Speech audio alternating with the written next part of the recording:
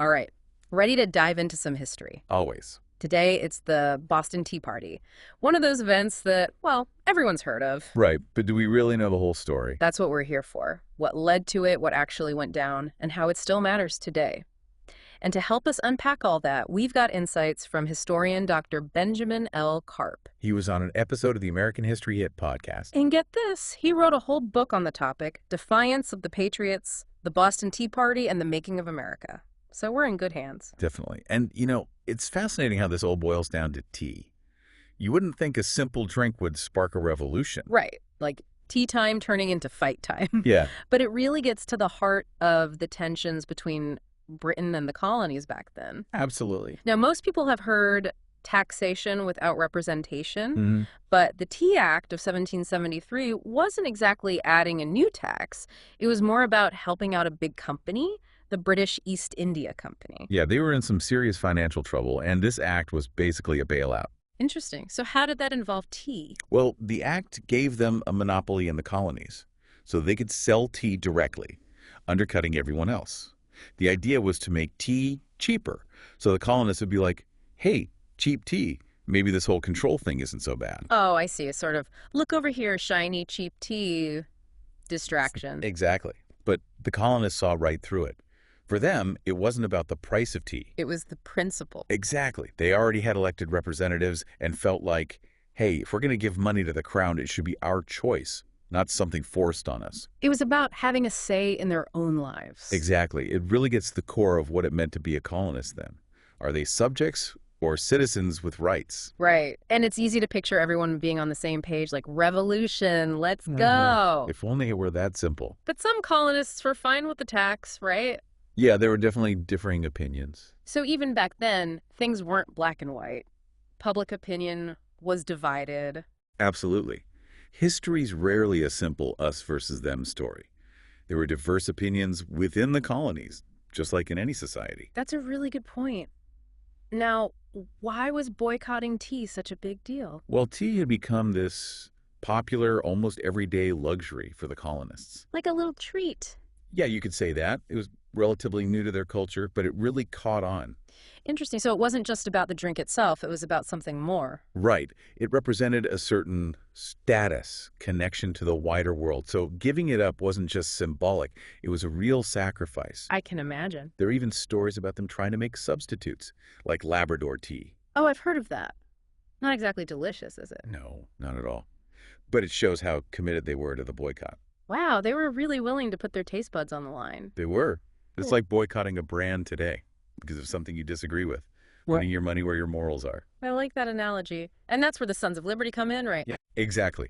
A group, not everyone knows much about them. They were relatively new on the scene, but very strategic. They saw the tea issue as a way to gain support, make a name for themselves. Savvy political move. Exactly. They put huge pressure on merchants in all the major ports, Boston, New York, Philadelphia, Charleston, all over, to refuse those tea shipments. And this is where things start heating up, right? Yeah, because you know what? New York and Philadelphia, they actually pulled it off. Full boycott. Wow. So now all eyes are on Boston. The pressure is on. You can almost hear everyone saying, all right, Boston, don't mess this up. No pressure. So the stage is set. It's December 16th, 1773, and thousands are gathered at the Old South Meeting House in Boston. Just picture it. Everyone waiting to see what's going to happen with those tea ships stuck in the harbor. Talk about tension. Oh, absolutely. It was a turning point. Yeah. Would they back down or would this escalate? Nobody knew for sure. Big consequences hanging in the balance. So what were they hoping for? They wanted the governor, Hutchinson, to just let the ships sail back to England, no harm, no foul. Simple enough. Right. You'd think. But when it became clear that wasn't happening, well, let's just say things took a dramatic turn. Here we go. It's like something out of a movie, All those colonists, some dressed as Native Americans. We'll talk about that later. The symbolism is a whole other layer. Definitely. But just imagine war whoops, people running everywhere, chests of tea being tossed into the harbor. Yeah. Pure chaos. It must have been quite a sight. Oh, absolutely. Yeah. And that night, the story of the Boston Tea Party as we know it really took hold. And the economic impact was no joke. Oh, no. 46 tons of tea. We're talking enough to buy 46 houses in Boston's fancy North End back then. Imagine the British reaction. Furious doesn't even begin to describe it. They saw it as blatant treason. Yeah, I bet. And that's where they bring in the coercive acts, right? Exactly. They thought they were putting Boston in its place, but Uh-oh. it backfired big time. They actually ended up pushing the colonies closer to revolution. It's like they accidentally threw gasoline on the fire they were trying to put out. Yikes. Not the intended outcome. Nope, not at all. Talk about unintended consequences, right? Huge. They thought they were punishing Boston, but they actually kind of pushed everyone closer to war. It's a classic example of how trying to control things too tightly can actually make things worse. So let's jump forward a bit. How is the Boston Tea Party remembered today? It's this super iconic image, right? Absolutely. The ultimate symbol of American resistance, standing up to the big guy, But like any powerful symbol, it's been interpreted in different ways, right? for sure. It gets used by all sorts of groups across the political spectrum to support their causes. Same event, different meanings. It's fascinating how everyone seems to see something different in it. Why do you think that is? It shows that history is never truly objective. We all bring our own baggage to how we understand the past, our values, our beliefs, and that shapes our interpretation. Makes sense. And even if we just focus on the Tea Party itself, was it civil disobedience or just plain destruction? Good question. That line can be blurry, Candid. When is it okay to break the rules to make a point? And when does it go too far? It's a debate that's still going on today, right? Like good trouble versus harmful actions. It's tricky. Absolutely. And then there's the whole thing about the colonists dressing up as Native Americans. Right. That adds another layer of complexity, doesn't it? It was a way for them to connect with this idea of freedom, fighting back against oppression. But looking back, it raises questions about appropriating someone else's identity for your own purposes. Yeah, using someone else's culture to make your point. Not cool. Exactly. It reminds us that even in these acts of rebellion, there can be problematic elements. We can't ignore that part of the story. So the Boston Tea Party is this exciting event full of drama, but also with these messy, complicated aspects. But honestly, why should we in the 21st century care about tea being dumped in the harbor hundreds of years ago? Because it's not just about the tea, right? It's about understanding how actions, even small ones, can have ripple effects that last for centuries. It's about seeing how past choices shape the world we live in today. Exactly.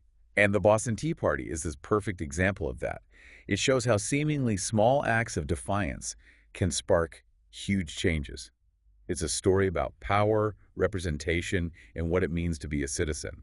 Those are things that are always relevant. So it's less about memorizing the details and more about seeing how those actions connect to these bigger ideas. Right. It's about making those connections, seeing the patterns, understanding the motivations behind people's choices. That's what makes history come alive. And it's a reminder that history isn't just one fixed story, right? It's a conversation with room for debate and multiple perspectives. Exactly. And that's why it's so important to engage with those different perspectives, to be open to different interpretations. Like putting together a puzzle. You've got all these different pieces, and the way you arrange them changes the picture you see. Love that analogy.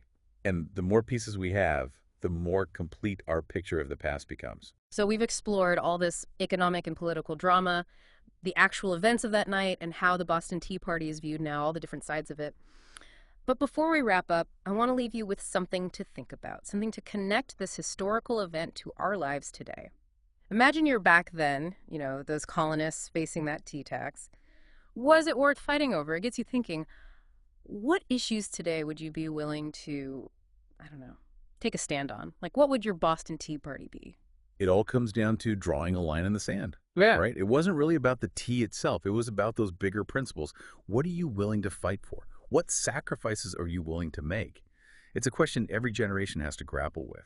And like we've been talking about, there's not always an easy answer, is there? Yeah. Even the Boston Tea Party, this iconic event, had all these complex aspects to it. Like, we can celebrate the act of rebellion, but also got to acknowledge those unintended consequences. Yeah, good point. Like, who knows? Maybe the colonists didn't expect the British to come back with those coercive acts, those harsh punishments. Sometimes taking a stand can lead to things escalating, even into something you didn't intend. So how do we, I don't know, even figure that out? Like, when is it time to really take action? And how do we do it in a way that feels right, that aligns with, our values? It feels especially relevant now, when everything feels so divided. I think the Boston Tea Party gives us this, I don't know, a way to think about it. Like, it reminds us that understanding history isn't just about memorizing dates and names. It's about digging deeper, wrestling with those tough questions, being open to different perspectives, even the uncomfortable ones. Like, yeah, we can admire the colonists' courage, but also got to recognize that dressing up as Native Americans, well, that was just wrong. It shows that even in moments of, supposedly great triumph, there can be those blind spots.